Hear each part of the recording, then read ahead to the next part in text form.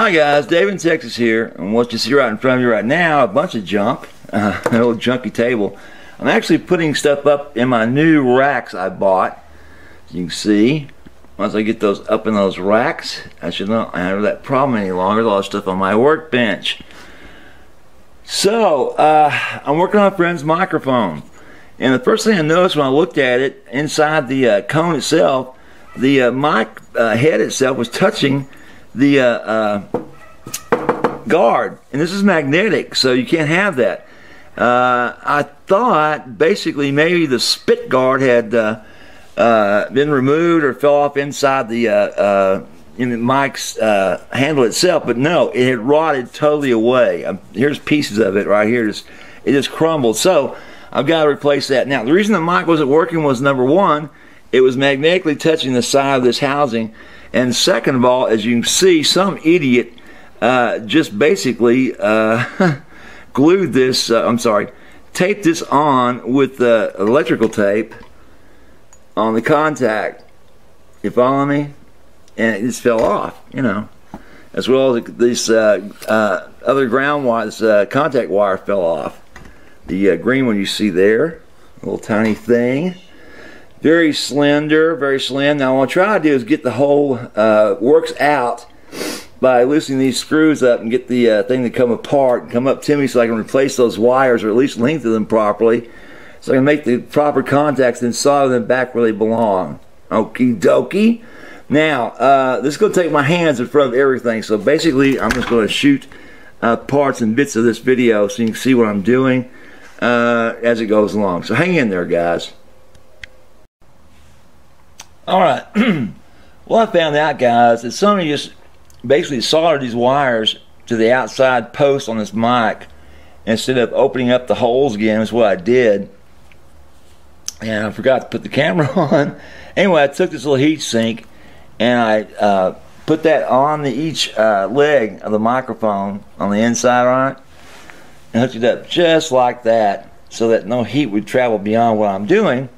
And I took this little jewel tool here and opened up the holes again so I can get those little tiny wires in there to each of these leads, which is what they should have done the first time they repaired this, instead of putting, you know, electrical tape around it and just kind of slap soldering it on there.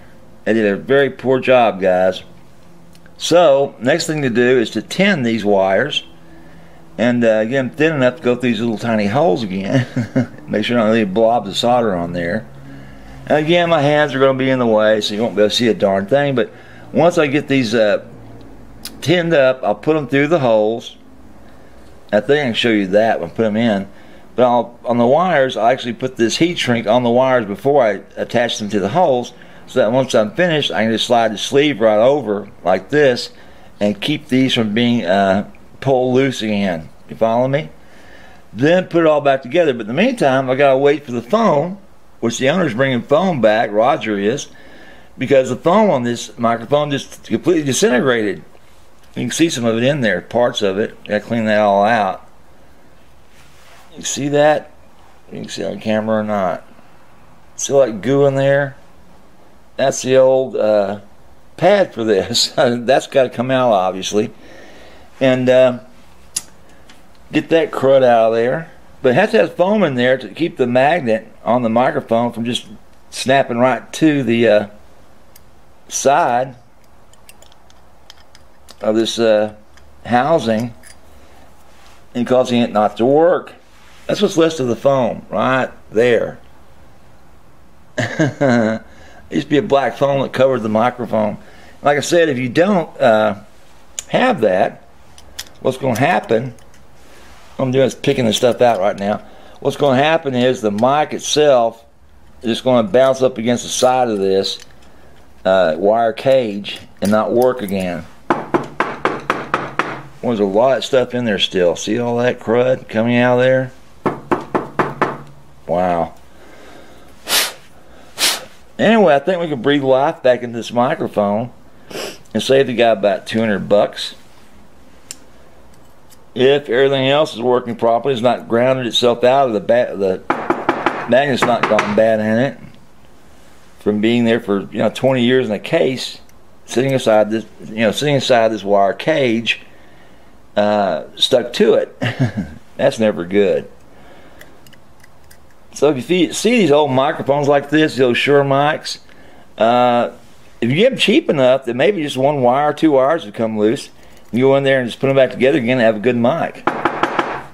But on something like this, I'd pay $10 to find if I could get it back to life again.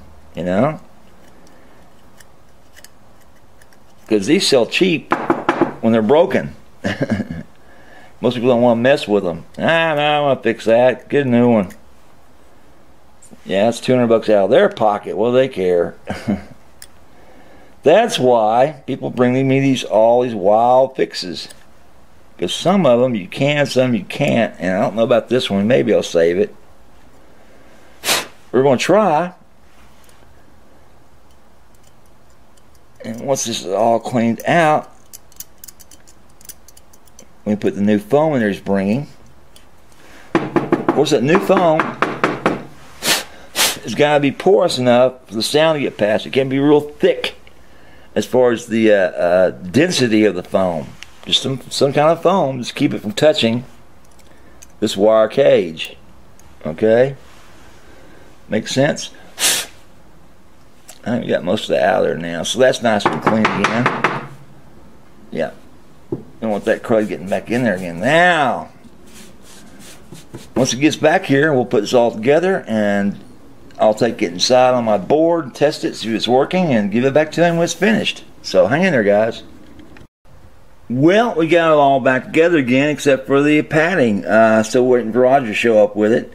Getting this little on-off switch is a little difficult. I had to take a pair of very long tweezers to get it in there. Of course, my hands were in the way the entire time to try to get those back in there, but we got that back in, the on-off, and we're waiting for the padding. See the nice job on the heat shrink around the post for it. And once the padding goes into the ball, well, just going to use a little glue around the edges of it, around this opposite side here. You see that, hold it in place so it doesn't go anywhere. Then just screw it tight. That's about it. Be done. So hang in there. We'll test it. Let you hear if it plays or not, if it works. So be right back. Alright guys, well, we put the mic back together again. It's got a little fuzz stack to it. That's because the shielding is missing around it. The fuzz thing. Check, check, mic check. Mic check, mic check, mic check. It's working. And what I'm running it through is this board right here. And let me just let you check it out. You'll see if I can get this on focus right, how it's performing once I fixed it.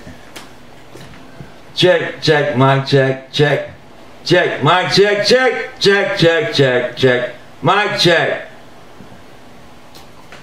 Mic check, 1, 2, 3. Okay guys, mic's off now. It's working. So any questions about this or anything else, give me a holler. Main thing is on these old microphones, a lot of people will put them back haphazardly back together again, and they need to take more care in doing it. And that's what I did. There's just a few small things wrong with it, and I fixed that. Now he's got a good working microphone again, as you can hear. So give me a holler, Dave in Texas. Bye.